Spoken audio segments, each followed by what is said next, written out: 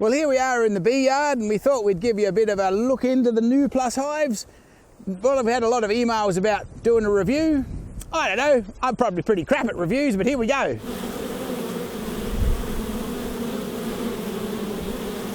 There's a lot of people that are sort of anti the whole plastic move. I mean, I don't know, maybe they've been in it forever. I know a lot of beekeepers that are just using the bases and the lids because they don't go rotten. Me, I've sort of been at an impasse about actually being able to, I mean, I had a lot of old wooden stuff that I wanted to put into the system, but the cool thing about it is you can use the base and put your wood on the top. So, I mean, at least they are uniformed and they can get integrated. So down here in Oz, there's a couple of guys that make plastic boxes. These guys are the Nuplas boys. They're the ones that we had a crack at. And we just thought we'd give you a bit of a look inside. They come as a flat pack, a bit like most of the wooden hives come as a flat pack. Plastic comes as a flat pack. It's got these little bloomin' lugs and it's pretty straightforward. You can't really screw it up. Although having said that, I did put one together upside down, which is a bit interesting. It comes with these little wire clips.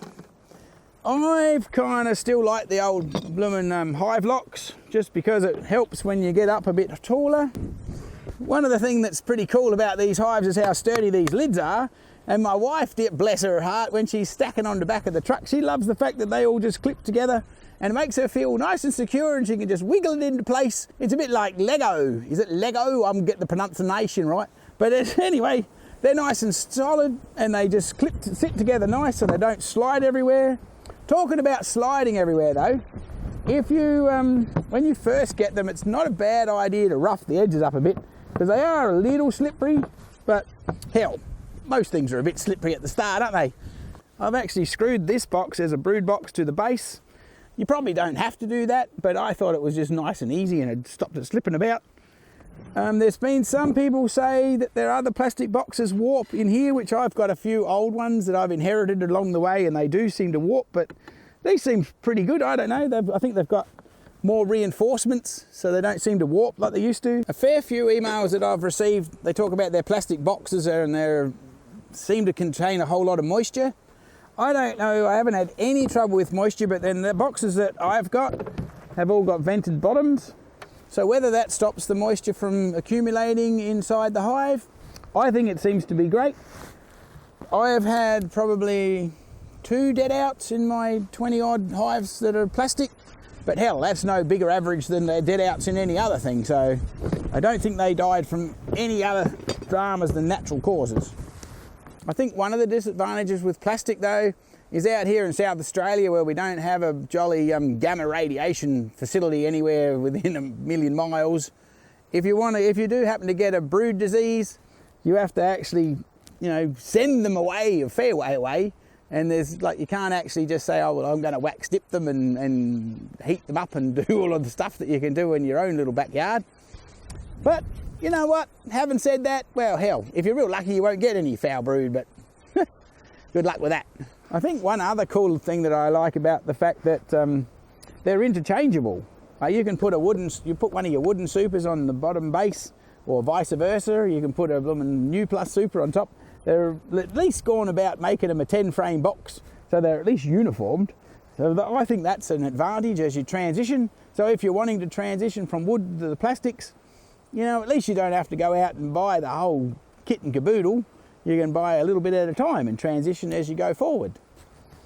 And as far as costings go, I don't know, the way proper timber's getting, hell, who knows, they might sort of get comparative eventually, but at the moment plastic's a bit dearer. I'm not sure exactly how that all works out logistically, but I'm sure they're just trying to pay for their jolly machinery because that would have been worth a fortune. But who knows? I mean, I bought some crappy, cheap wooden hives from different places on the planet, and I wish I never did that. But you know what? And if you go out and you want to buy some proper timber hives, well, they're, I don't know, anywhere from 30 to 40 bucks a pop. So, yeah, I don't know. Going forward, who knows where we'll end up. Stay tuned long enough and we stay on the air long enough, you'll find out whether we transition to all Nuplas.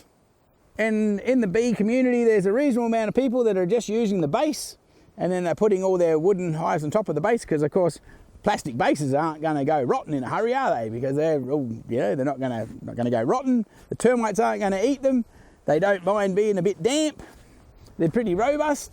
So, I mean, there is that possibility. I know I was talking to one of the guys in the factory and they said they'd sold 1,000 bases and 1,000 lids to one beekeeper that wanted to just, use them. And they're very accommodating to that, I would imagine. Like, sale's a sale, I think the guy said. Do we want to have a bit of a look and see what the girls look like inside one of these boxes? We haven't come down here and taken the honey off, so she might be a bit heavy to lift off. We'll have a bit of a peekaboo. I mean, what is the old saying? The proof of the pudding's in the eating or something. This is the case of the proof of the pudding's in the honey. Give them a little bit of smoke under the lid. Make sure everybody's taking a chill pill. Hello, ladies, what's happening? You having a good time? Ooh, looks like you're doing all right in here. The mallee doesn't always produce honey, but when it does, it's pretty cool because it's a beautiful, nice, light honey. What is it? The taste of the bush on your toast.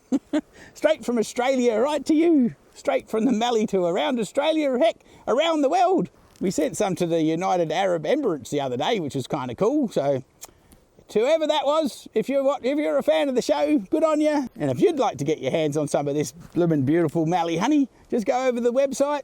Give my wife something to do because she loves packing up stuff with a smile and sending it to you. Let's have a little bit of a pokeaboo here and see how we're getting on. Oh, they're ripening that up nicely. See, look at that, it's just coming through. It's not quite ready to harvest yet, but they're still bringing in the nectar here that they're ripening up. We'll have a look at what the girls are actually doing in their brood box, shall we? If I can get it apart without doing myself a damage. Oh! I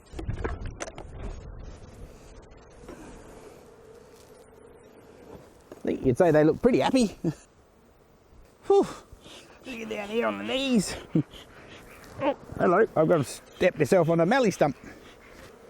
Right, we'll get our queen excluder out the way. Try not to bend that too badly. Rightio, chickie babes, what are we doing? That looks like a fair bit of honey just there. There's obviously a split from last season because she's got some old frames here still. And they look like they're laying up reasonable to me. Well, there you go, there's some nice, she's actually laying up. She must have found a bit more food. She's got some nice young larvae in here. So she's just laying up a bit more new stuff, which is good. Now, I was thinking the other day when I was down here working in the yard when you guys weren't with me, and I was wondering with the smoke, this might create a bit of a conversation out there in the bee world, and I was wondering whether the smoke, not only does it distract them, and yes, it makes them feel their blooming tummies full of honey and it stirs up the guard bee, but the other thing I've noticed is if when you're taking the honey off and you're actually puffing and you breathe on the hive and they get a real whiff of our breath, which is a whole lot of carbon dioxide, they seem to get much excitement. So I'm wondering whether the smoke actually disguises our breath, and so then they don't think they're getting quite such a predatory problem. And that might bear out the fact that when everybody talks about the fact when you're working your bees, you want to be nice and relaxed and calm.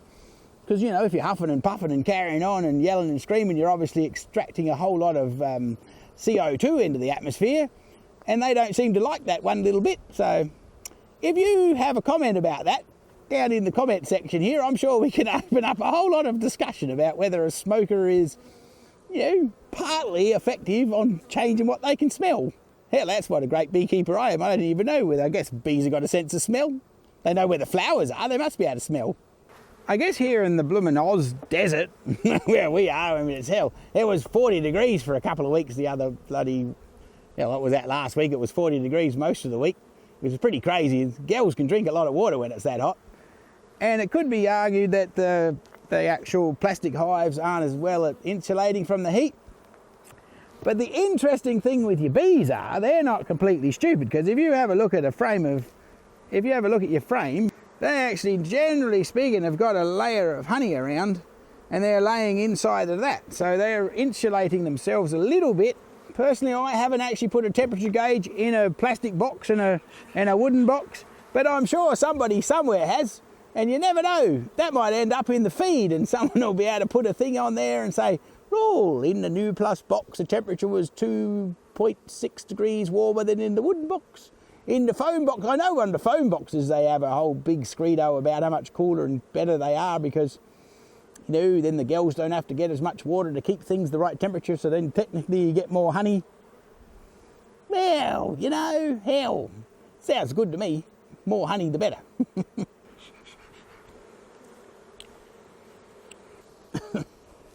Oh, that's heavy. Even when it's not finished. Whew. Well, there you have it. I mean, I reckon that they're a pretty bloomin' good, robust. There you go. Thank you very much. We're having a roll here. That's not the box's fault. That's my bloody old straps that are worn out. I better remember to fix that. These girls have got to get moved in a couple of days' time. That's always fun when you load a box on the truck and that happens, and then boom, there's bits and lids going everywhere. But anyway, I think as a general rule, I've been quite happy with them. I don't know. I can't really fault them, other than the fact that I had a lot of old wooden boxes that I still wanted to get into service, and I'm still only, trying to build numbers and get organised. But you know what? I saw a bloke the other day and he had a whole truckload of Nuplas boxes, and I think they were all some sort of reddy colour, so he must have been, I don't know, maybe he was the red beekeeper or something. I don't know what it was doing. Do make different coloured ones. The wife's got a couple of pink ones for the Breast Cancer Foundation. I think she bought me a blue one for prostate cancer.